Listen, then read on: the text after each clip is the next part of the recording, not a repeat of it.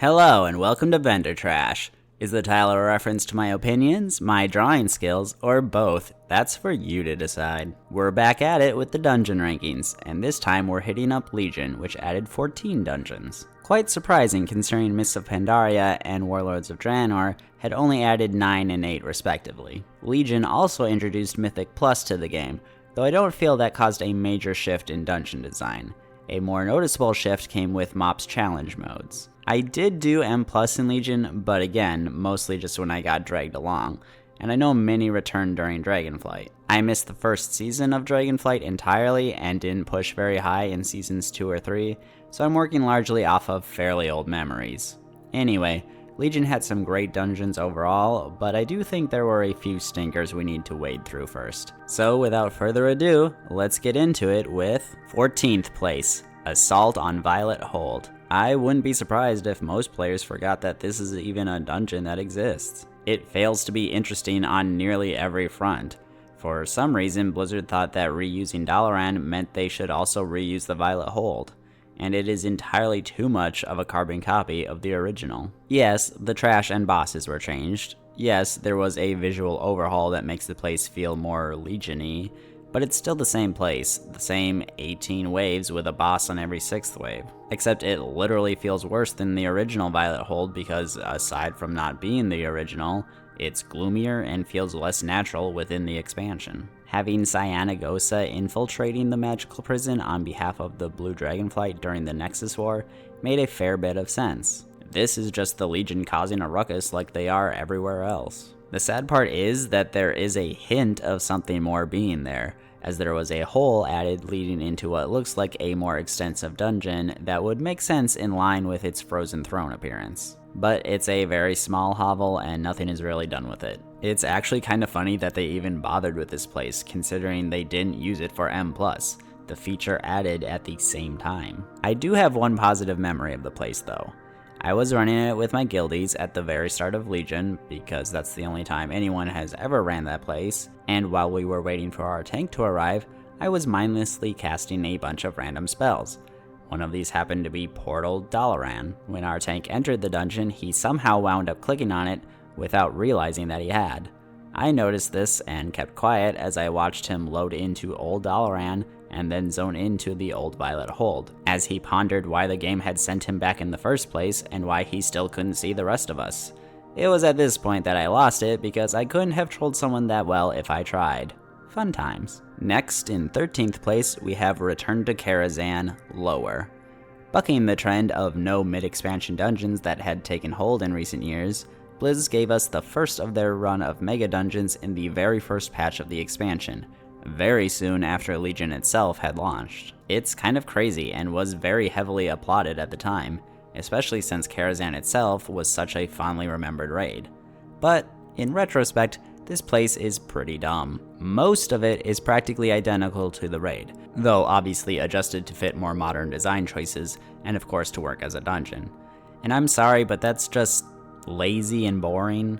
It's probably the worst of the mega dungeons they've done, and I don't feel it justified its own existence. The lower half is definitely worse, as the only meaningful differences from the original is that the Opera event received 3 new encounters, and the fact that we were working our way from the side entrance downward, which really isn't anything exciting. Quite literally moving on up, we have Return to Karazhan Upper in 12th place. The ideas they executed here are probably what motivated the mega dungeon in the first place, but again, it feels weird to have even bothered with Lower Karazhan at all then. Everything up to the Curator is literally the same as the raid, so it gets no praise there. Then we have some actual fun stuff with the tower flipping upside down and having us walk on the ceiling, then twisting around as we enter Medivh's library.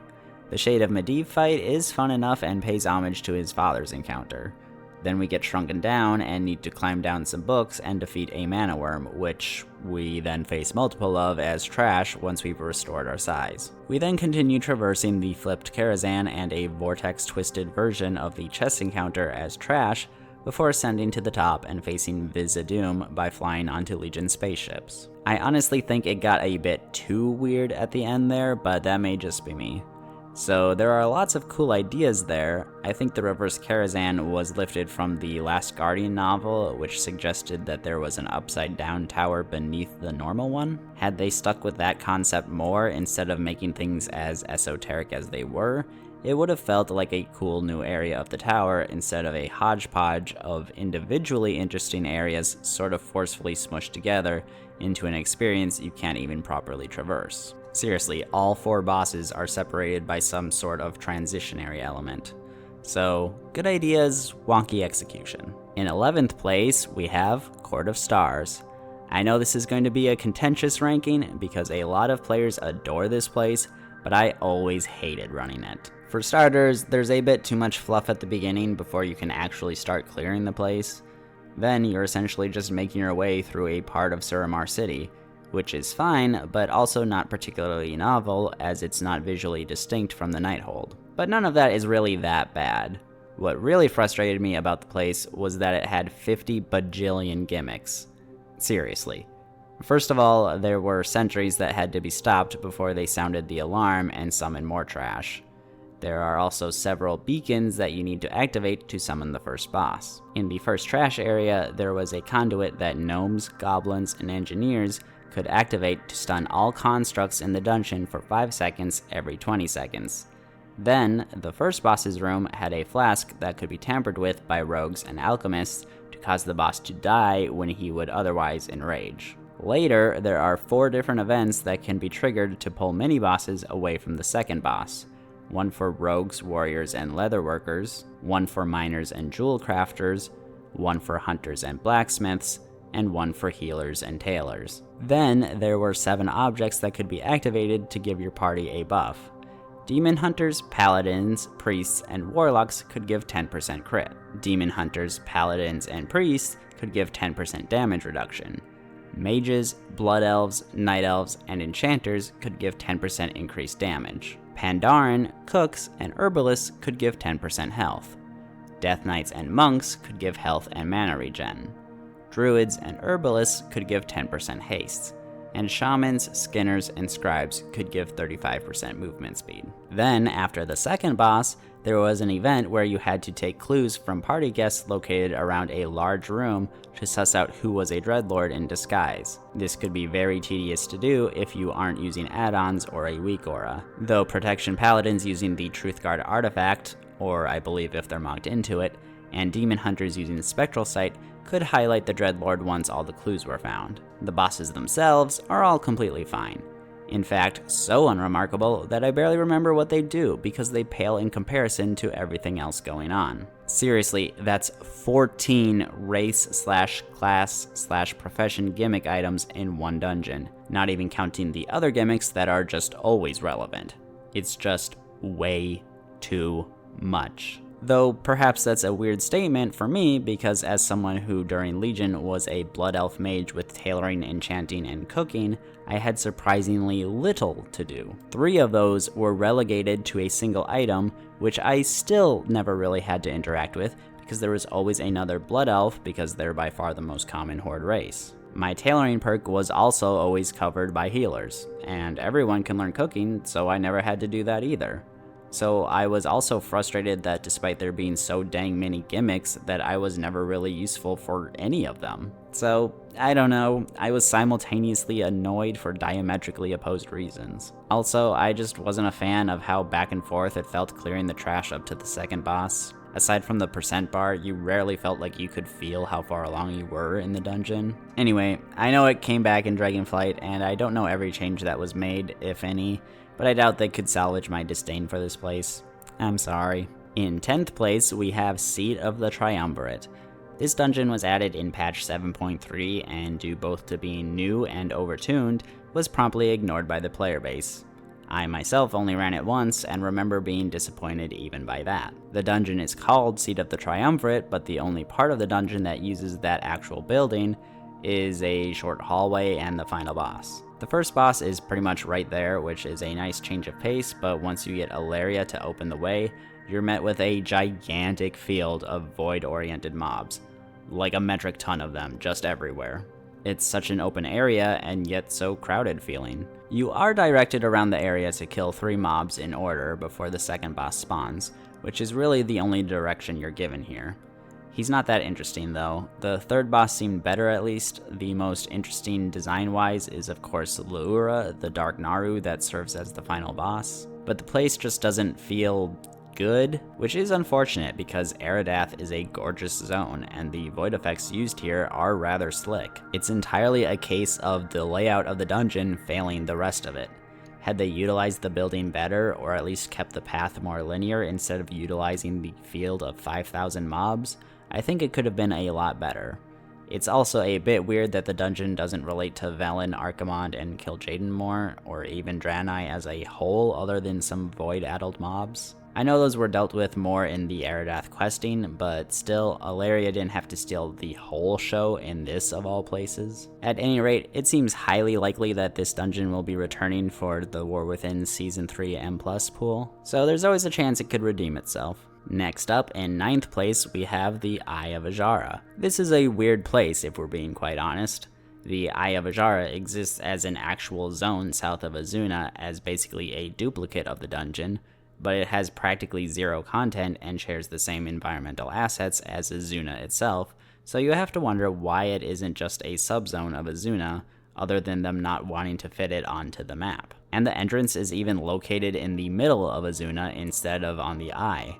Yes, I know the Naga open a portal there during the zone quest, but it still feels weird. And the dungeon itself is, well, fine if a bit boring. Aside from the area leading up to King Deepbeard, it really feels like one big open area, which doesn't really jive with me. I prefer my dungeons to feel more like, well, dungeons that you're physically progressing through. To its merit, none of the bosses are really unenjoyable. Wrath of Azshara could start feeling a bit erratic due to the weather effects, which are also present throughout the dungeon as a whole, winds that can push players around, and lightning strikes that should be dodged. These were mildly annoying, but worth the immersion. What was significantly more annoying was all of the technically optional trash that you would wind up pulling anyway, as so much of it patrolled around or could be cleaved onto. The seagulls here were particularly notorious to the community. So overall, I'd say that I enjoy the particular elements of this dungeon, but am less of a fan of the place as a whole. In 8th place, we have Maw of Souls. Oh, Maw of Souls. You are simultaneously the community's most beloved and most reviled Legion dungeon. So it's fitting that you're right in the middle here. Beloved because you were so dang quick, only 3 bosses and not a lot of trash to boot. Reviled because you were by far the most efficient dungeon to do anything in, including the AP farm that many players needlessly subjected themselves to. But what to say about the dungeon itself? Well, it feels very similar to Grimrail Depot in a lot of ways. Both are visually exciting places that take place on a vehicle of sorts, but which devote the first third of their design space to actually boarding the vessels. And that, I think, is their greatest sin. I don't like feeling like my dungeons and raids are in multiple locations. It is a personal gripe, I know, but it's hard for me to look past. Facing off against a fallen Yimaron was a nice touch, and the ship itself looks absolutely amazing, both the interior and especially the exterior.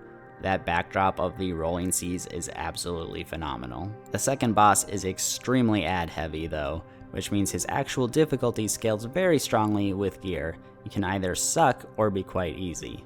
And Helya herself is a very fun encounter. It can admittedly get a bit claustrophobic once the front of the ship is destroyed, but I think it sets the right tone. And it's not important here, but her raid encounter was exceptional. And Helya herself just has a phenomenal design, utilizing elements from destroyed ships as the building blocks of her clothing and armor. Honestly, had they just added another floor to the boat, stuffed Yimaron down there, and called this place the Naglfar, it would have done wonders for me. Anyway, who here knows why Helya gave up on being a doctor? Because she kept losing her patience! 7th place goes to Vault of the Wardens. Perhaps more than any other dungeon on this list, this one most exemplifies a great concept that is held back by mechanics. The place has a very unique look to it, and ties into the story quite well, as this is where Illidan and his demon hunters are held captive, where AU Gul'dan retrieves him from, and where part of the demon hunter starter experience occurs. There's a lot of trash to start out with, probably a bit too much, before reaching Tirathon. Then you must ascend the first of 2 separate elevators, which isn't a great feeling. Inquisitor Tormentorum is straight up an unfun boss. He constantly teleports around his room, spawns a bunch of ads that you need to kill, and requires you to face his tormenting orbs lest you be disoriented, which is of course made trickier due to him always repositioning himself. Simply awful. Ashgolm is far more palatable, mostly being an avoid bad fight with countermeasures you can activate to freeze all enemies and make them take additional damage. And Glazer is actually kind of clever, with you wanting to use the lenses to redirect his beam back at him. Unfortunately, you then have to descend a second elevator into the dark basement, where absolutely nothing is targetable unless near the light orb that you have to carry around for the rest of the dungeon. It's a lot of tedium that doesn't even provide that much immersion value. Cordana herself is a decently fun fight, with you wanting to use the orb to locate her and to illuminate her walls of death and the gaps in them, though it could get dicey at times. I think if you just cut the light orb for the trash, remove the elevators, and completely redesign the second boss, this place would have ranked much higher. I still managed to enjoy it though. In 6th place, we have Halls of Valor. This place looks amazing, and would easily be one of the most unique looking dungeons in the game if its assets weren't also used for the warrior class Hall Skyhold, and if the place weren't literally reused for the first third of the Trial of Valor raid. That was kind of lame, but the place itself is sweet, being a piece of Ulduar that Odin had Helia lift into the sky, though she would later seal it in a pocket dimension once she turned against him. The bosses are all mostly straightforward. Looking back, I'm either forgetting a lot of mechanics or this was before they really started designing with M+ and repeated runs in mind. Most are just avoid bad, but I did enjoy the runic marks part of the Odin fight. Of course, the bridge leading up to Skovald and Odin is really cool. The place is a bit long, but I think that's fine. Really, my only condemnation of the place, aside from it getting reused, is that the Fields of the Eternal Hunt, Fenrir's wing, is separated by a fade screen. I'll always prefer when every aspect of a dungeon feels more tangibly connected. So, all in all, a very majestic place that's very easy on the eyes. In 5th place, we have Blackrock Hold. This is conceptually a very cool dungeon. Basically a giant haunted castle that you need to fight your way up. And it is fun. Amalgam of Souls undebatably looks really frickin' cool, even if the fight feels a bit awkward. Each fight thereafter seems to be better designed than the last. I particularly like the dark obliteration mechanic of the last boss, though I do think it is a bit of a disappointment that Kurtalos Ravencrest is only the start of that fight, and he is largely overshadowed by the Dreadlord Latosius, who had been manipulating him. I have pretty mixed feelings on the trash itself. All of the normal pulls are perfectly fine. The room with the waves on the way to Ilisana isn't bad, but would have been better as just normal trash packs. I'm not a big fan of the gauntlet leading to the third boss, and probably the worst part are the spiral staircases with boulders that you need to dodge. You run into these twice on the way to Smash Spite, and they just don't do it for me. They feel like they should be easy, but I'll usually get hit once or twice. Possibly because as a mage I don't really have movement speed increases, but instead blink, which in this context becomes more of a gamble than a boon. So again, it's a really neat place, but it has just enough minor annoyances to it that I don't care to place it higher. 4th place goes to Neltharion's Lair. It's hard to say anything bad about a dungeon that starts out with you going down a water slide.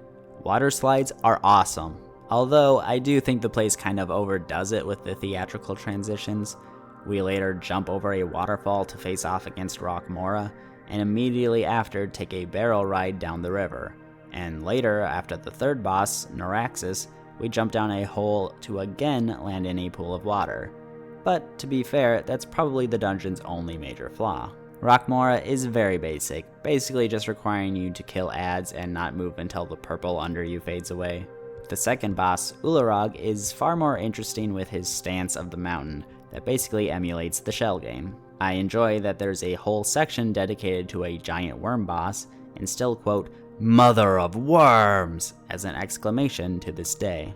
Usually to myself since nobody else knows what I'm talking about. And Dargrul is completely adequate as a final boss.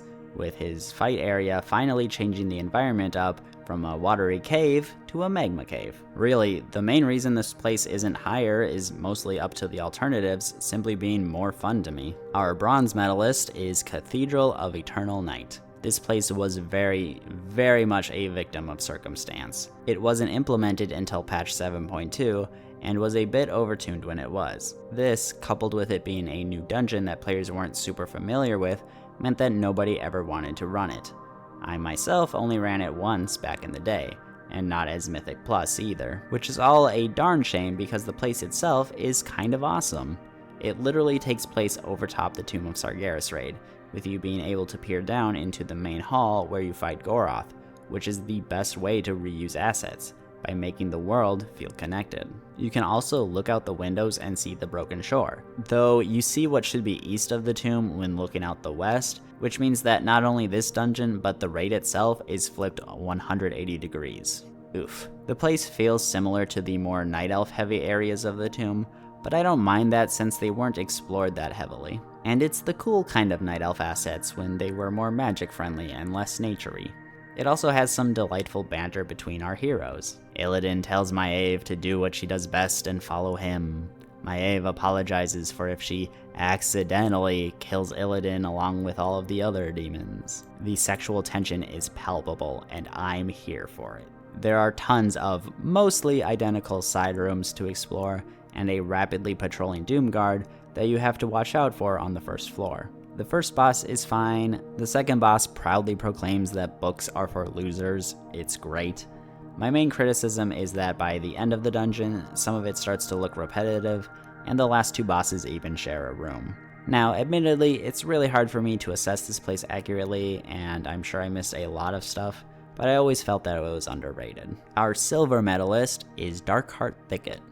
This is probably one of the most straightforward dungeons of the expansion, but that's not a bad thing, and this place handles it fantastically. It obviously has a very similar aesthetic to the Emerald Nightmare raid, but manages to feel distinct as this is an actual village in Val'sharah that has been overrun and uprooted by the Nightmare, with the end of the dungeon leading us into the roots of Shaladrisil itself, whereas the raid takes place inside the tree and within the Nightmare versions of Azeroth itself. It was a lot of red in 7.0, but now that the raid is so far behind us, the dungeon feels very distinct. The first boss, Gladealus, is fine, not being too interesting or too difficult. The second boss, Oakheart, is of course the best due to having embraced the art of the pun, and generally being a more engaging fight. Mythic Plus has sort of caused the community to forget this fact, but you can actually hang right after him and head down a hill into the roots and bypass the third boss entirely. But that also skips over the most interesting section of the dungeon where you want to avoid popping the whelp eggs while killing off the corrupted water elementals that you need to stop from reforming. And the third boss, Dresseron, is the best one, with you wanting to resist the pushback to avoid popping eggs. And Shade of Xavius is a decent enough fight with nothing too annoying going on.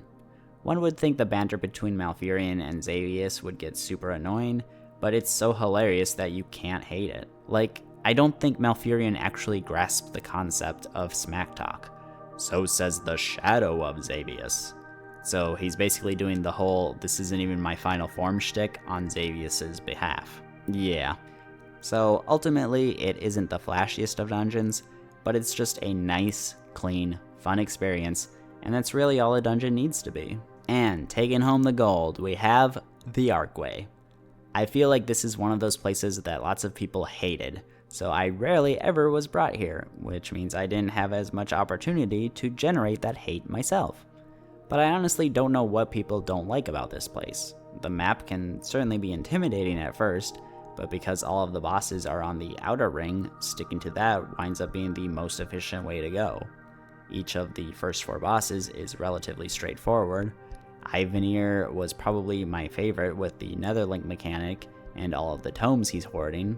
I never really realized it at the time, but you can look out Zakhal's room and see Felsoul Hold, which is cool, except it means the place is rotated 180 degrees from how it should be. Why is correctly rotating your dungeons and raids so difficult for you, Blizzard?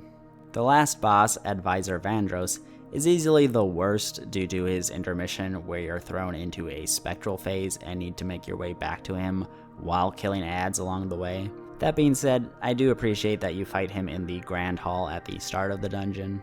I also want to say that Suramar has one of the coziest feeling sewer systems I've ever seen. Well, I guess it's not for actual sewage and is instead for the Nightwell's arcane energy, but still. Probably the biggest fault I would give this place is that the environment is similar to the first 3 bosses of the Nighthold. Aside from that and Vandris though, I love it here. It's got a great ambiance and it's just fun to play through. And of course I went with the Archway for this week's drawing, choosing to depict that aforementioned Grand Hall, or Central Chamber, or whatever you want to call it. It's got this really cool stained glass ceiling thing with details far too complicated for me to want to replicate, and just lots of repeating patterns and cozy stone. And I threw in some good old Withered to fill the piece out. In another 13 weeks we will cover the WoD dungeons, but for now, that's that.